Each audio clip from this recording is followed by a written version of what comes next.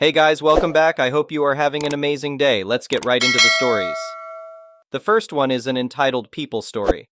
I've lived in my little suburban neighborhood for over 15 years now.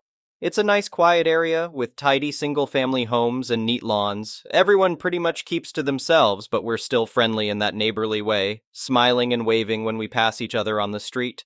Well, most of my neighbors are like that anyway. There's one woman, Karen, who moved in a couple years back who's been nothing but a pain since day one. She's got these two little yappy dogs that she just lets run wild, barking all hours of the day and night.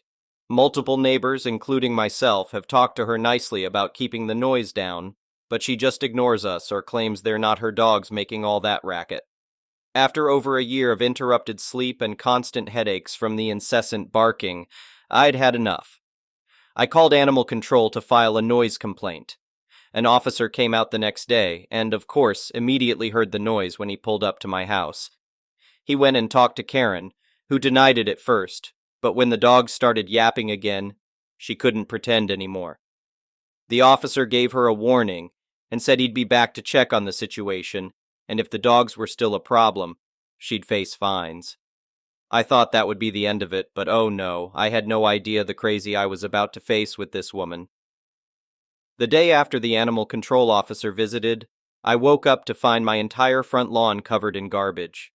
I'm talking bags of actual trash, broken furniture, cardboard boxes full of who knows what. It was a huge mess. I went outside to get a better look, and that's when I noticed the note stuck to my mailbox. It was from Karen, going on some deranged rant about how I was harassing her and violating her rights by calling animal control. She claimed the trash on my lawn was payback, and if I ever bothered her again, she'd do much worse. I was shocked. All I did was ask for a reasonable thing, for her to control her disruptive dogs, and her response was to literally dump garbage all over my property. Unbelievable. I took pictures of the mess and the threatening note, then called the police to file a report. Thankfully, the responding officer was very understanding. He noted the vandalism and harassment in his report and said he'd go have a talk with Karen. A little while later, I looked out my window and saw the cop car parked in front of Karen's house. I watched curiously as the officer went to her door. I couldn't hear the conversation, but based on the wild hand gestures from Karen and the stern posture of the officer, I could tell it wasn't pleasant. After about 10 minutes, the officer came back to my house. He said he made it very clear to Karen that she could face charges over what she did and advised me to get a restraining order against her. He suggested setting up security cameras as well, in case she tried anything else. I took his advice and got cameras installed that same day. I also started the process for the restraining order. The thought that I needed legal protection from my vindictive neighbor, all because I asked her to control her dogs, was just insane. But Karen was clearly unstable. Over the next week, I kept finding little piles of trash in my yard. Thankfully, I caught it all on camera. Karen sneaking over in the middle of the night to dump rubbish from a grocery bag onto my lawn. Armed with clear video evidence, I was able to get the restraining order expedited. Once Karen got served the notice barring her from contacting me or coming near my property, I thought she'd finally leave me be, but she still kept escalating things. A few nights later, as I was washing dishes, I heard an engine revving loudly outside. I looked out to see a big pickup truck speeding down the road straight towards my house. It came to a skidding stop on the street right in front of my lawn, and the driver jumped out. It was a friend of Karen's who I recognized from around the neighborhood. Before I could even react, he ran around to the truck bed and just started dumping the entire contents onto my grass. It was unbelievable. Piles of stinking garbage, broken furniture, even an old toilet came crashing down onto my once pristine lawn. The guy stopped for a second to sneer at me, then sped off, leaving an absolute disaster behind. This was the last straw. I immediately called the police, and thankfully an officer was in the area and able to respond quickly. He took my statement, and I showed him the camera footage, clearly showing the man's face and license plate as he vandalized my property. The officer put out a notice for the man's pickup truck. Apparently it had been seen on traffic cameras headed to Karen's place just minutes earlier. The police paid Karen a visit, and after some arguing, she admitted she had asked her friend to dump that junk on my lawn. Both Karen and her accomplice were arrested and charged with vandalism, harassment, and violating the restraining order. I found out later that other neighbors had been having problems with her too ever since she moved in. We all shared our stories and combined, we had more than enough evidence to prove Karen was a public menace. At her court date, the judge upheld the charges against Karen and sentenced her to 6 months probation, along with anger management classes. Her friend got 3 months jail time. But the justice didn't stop there. Fed up with her antics, our neighborhood association voted to have her evicted for multiple violations of our codes of conduct. The process took a few months, but I felt a huge relief watching the movers empty out her house as police supervised. With Karen finally gone for good, I was able to repair the damage to my lawn and flower beds caused by her vindictive retaliation against an entirely reasonable noise complaint. I learned the hard way that there are some people who just can't be dealt with rationally. Karen took a minor request regarding her disruptive pets and escalated it to damaging property and personal harassment. I'm just glad I was able to stand up for myself legally and that the justice system did its job in removing this dangerous, entitled woman from our community. The neighborhood is so much more peaceful without her presence poisoning the atmosphere here. Sometimes you have to stand up to a bully, even if they seem deranged and beyond reason. Reporting their bad behavior is not harassment. It's enforcing community standards of civility that we all have to share. I'm proud I didn't back down and found justice in the end. The next one is a pro-revenge story. My neighbor from a couple of doors down and I had a long-running feud. It all started when his dog came into my backyard and my dog attacked it.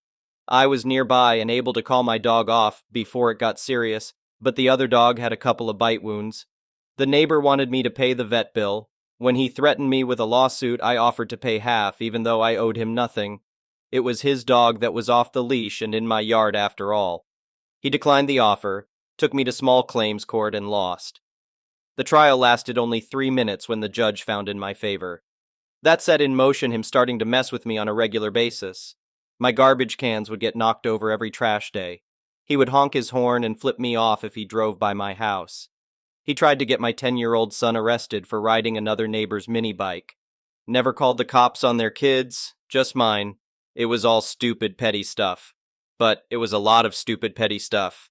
And we were growing frustrated and mildly concerned about what he might do. We eventually grew tired of it and filed a restraining order against him. We dropped the legal case against him when we received a letter from his lawyer stating that he would refrain from any sort of contact with any of my family for a period of 2 years. Things settled down at that point. But I was not yet satisfied. I had been staying on the high road through all of this, not responding to any of his nonsense in any way. I had a desire to get revenge, but never acted on it. Then one day I hatched my plan of evil genius. I was in the hardware store and I noticed some Japanese beetle traps. These traps are just plastic bags with a scent pack. The beetles are drawn to the scent, fall into the bag, and can't get out. They also sold refill packages of the scent packs only. 4 per package. My neighbor has a very large rose garden in his front lawn. It is his pride and joy. Japanese beetles love roses. So I bought 4 packages of the refill packs. The scent pack is a waxy substance in a shallow plastic cup. I put the packs in the freezer overnight to allow me to pull the wax out easily. The next morning I woke up at 3 a.m. I popped the wax squares out of their cups and put them in a baggie. Then I crept over to my neighbor's house and spread the wax squares in the mulch under his rose garden, covering them from view with a bit of hardwood mulch. That day was a hot one. By 11 a.m. it was north of 90 degrees F. I figured the wax had probably melted into the dark mulch. Also, by 11 a.m., the Japanese beetles were starting to arrive at my neighbor's roses. I went on a bike ride later in the evening and could see a small swarm of them attacking the roses. My neighbor had not yet noticed what was happening. By noon the next day there was a freaking cloud of them. There had to be hundreds, if not thousands. My neighbor noticed. That afternoon I could see him spraying them and spreading 7 powder and waving his arms in the air in frustration. By the 3rd day there were thousands of the beetles, if not tens of thousands. They were everywhere in his front lawn and wreaking havoc on his roses. By the end of the 4th day, there was nothing left of his rose garden other than a few tattered leaves and the thorny stalks. Those darned scent packs must have drawn every Japanese beetle in for miles around. I had never seen so many in a single place, and that was it. The deed was done, and I was satisfied and laughing quietly to myself, but laughing and laughing, and I never told a soul what I did, not even my wife. This was a few years ago, and his rose garden is fully recovered now, and it will stay beautiful as long as he keeps being a quiet neighbor. The next one is a petty revenge story. Recently, some close friends and I attended a nearby university debate camp for some further experience and to prepare for the Policy 1920 year. Considering it's a debate group, you would think there wouldn't be much drama, but boy were we wrong. It all started on our second to last day of camp at the university's cafeteria, where we had the task of finding a table or two that could somehow fit the 26 of us. For the majority of camp until that day, we had no problems borrowing seats from one or two tables here and there. But a certain Karen was about to change that for all of us. Immediately upon entering the same area as her, we got the classic soccer mom Karen vibes, and when I even came near her table, she snapped at me, saying, "These chairs are reserved, get out." Let it be noted that there is a university policy on reserving chairs, and there are ways to indicate if she actually reserved them or not, which of course she didn't. As the tables were filling up, and we had two of our kids standing chairless, one of my friends, who from this point I will call Nate for privacy, asked her when the group would be coming. She responded that they would be there within an hour, and Nate politely asked her for a chair to borrow, since we generally took 30 minutes at most to eat. A normal person would usually either happily comply or at least politely decline, but if this was a normal story, we wouldn't be here. Now would we? Instead, this Karen responded, "How about you check your privilege and sit down?" This was funny because firstly, she was 100% white herself, and secondly, he had nowhere to sit. Obviously taken aback, he just finds another table somewhat far away from the rest of us, and Karen continued to heavily police the table. A few minutes later, another friend, who I'll call Ethan, comes over, fully unaware of the situation at hand, walks over to Karen, and politely asks her for a chair. She responds with her typical angry snappiness and stares Ethan down with the death stare of a woman who has spoken to 1,000 managers. When Ethan points her out on this creepy staring, she goes absolutely ape crap at this point and explodes on Ethan. "What group are you with? Where's your coach? You're coming with me for harassment." Ethan, being less passive than Nate, engages with her, calling her out on her ridiculousness.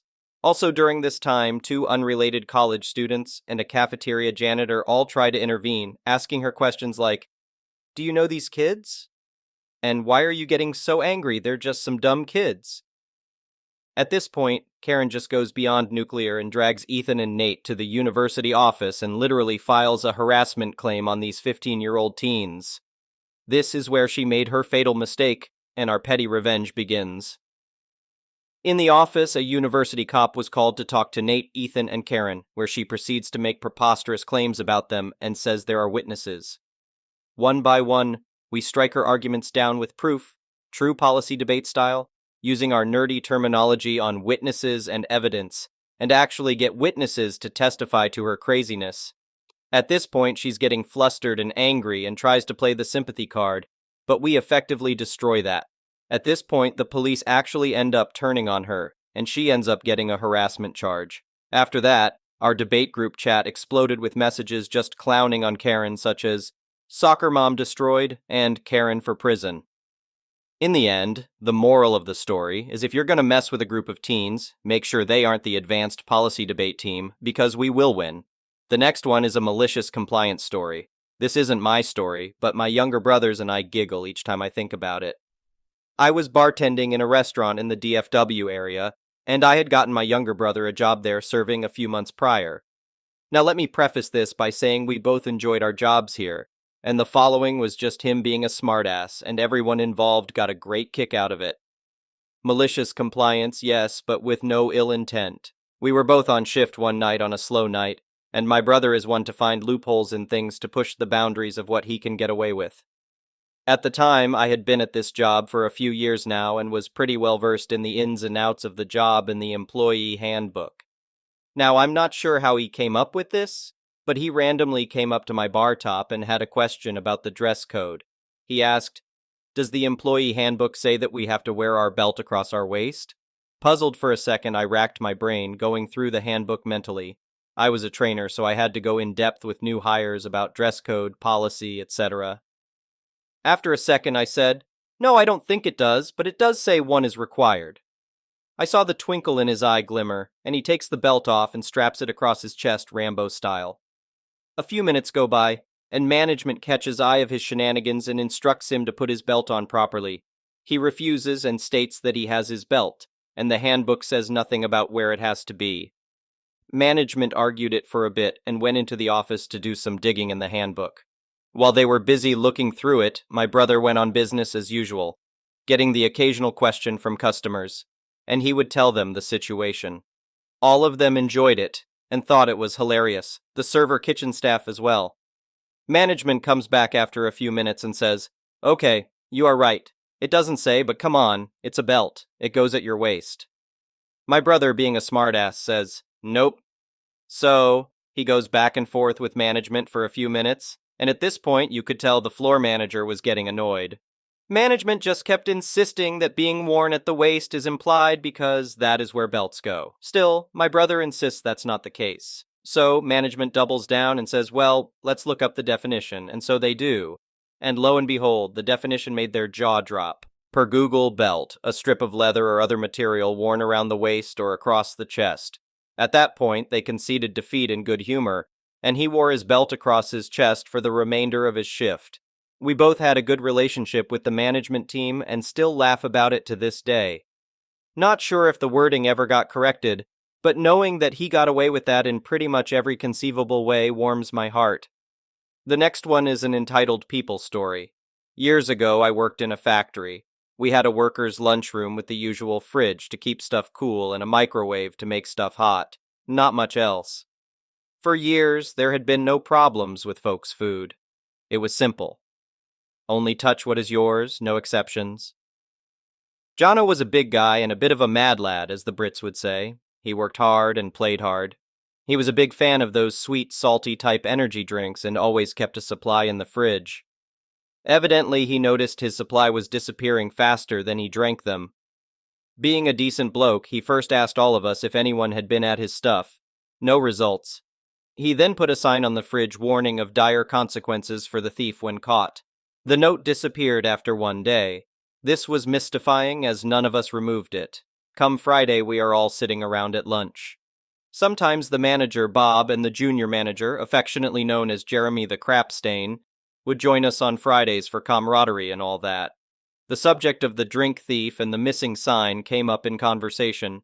Everyone expected Jono to be upset at the goings-on, but he just sat there and smiled until the manager asked him directly about it. "Oh, I think that problem is solved," he said with a smile. "I now keep my drinks in a cooler in my car. Whoever has been taking those drinks in the fridge has been drinking my piss for nearly a week now." There was a moment's silence before the entire break room erupted in laughter, all except Jeremy the Crapstain, who looked a bit green. Jono had been taking a big swig from each bottle, then replacing the difference with his piss before adding the bottle to his store in the fridge. I guess those energy drinks were extra salty. Yum yum.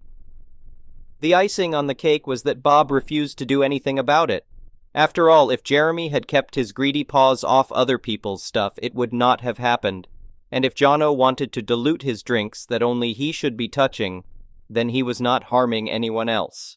Jeremy pretty much lived in his office after this. The next one is an entitled parent story. My boyfriend and I, both 19, have been together for over 4 years. He moved in with me into my mom's apartment over the summer. We made our own plans to move out in 2024, but I recently found out that my mom needs to undergo surgery this December, and she won't be able to earn any money at her job. She asked me for financial help. My boyfriend and I decided to move to his home country as soon as possible, because I'd have better work opportunities and stability to provide for my mom. So we bought tickets for the beginning of October. We thought everything was going smoothly, until my dad started making passive-aggressive comments about me moving and said negative things about my boyfriend. Yesterday, I was eating at the kitchen table with my mom, when my dad walked into the room in a bad mood and started talking negatively about me moving. I usually ignore his comments to avoid making things worse, but he said something that hurt me. He said, "You're as good as a dead piece of crap when you move to Denmark. It's not even that much better there." I got up, left for my room, and closed the door. My mom got upset with him and asked why he would say that. and my dad started yelling about how we were being disrespectful. He continued yelling and escalating the whole situation, while we quietly stayed in my room. We didn't say a word, and I heard them both arguing. Fast forward to today, I heard him in the kitchen talking negatively again. I tried really hard not to say anything to make it worse, but I couldn't take it anymore when he started self-pitying. This man does nothing but sit on his butt all day at home and makes my mom clean up after him. So I snapped, went to the kitchen, and asked what I ever did to him that he's insulting me and my boyfriend. We were yelling back and forth, and he said a lot of hurtful things that are a blur to me now. What I do remember is him saying that once I move to Denmark, I won't give a darn about them anymore, and I said, I won't give a darn about you, and I will only pay for my mom's apartment while you can go and live on the street. I left, and he kept yelling at me. So I said if he says one more word, my boyfriend and I will pack right now and move to a hotel until our flight. He yelled more and started moving towards my room, so my boyfriend got in between me and him. Then my dad directed the yelling and pointing towards my boyfriend. My boyfriend yelled at him in Danish, as he raised his hand in front of himself, pointing at my dad with his finger. My dad lost his mind as we pushed him out of my room and locked the door. My dad was screaming how my boyfriend just assaulted him, and that he'll call the police. My boyfriend and I packed our bags, and my brother-in-law found out about our situation. He called me and offered us an apartment for us to settle in until the day of our flight. Would I be wrong to cut off my dad's financial help? And him completely. Thank you for watching. I would really appreciate it if you could like the video and subscribe to our channel if you haven't already. We'll see you again tomorrow.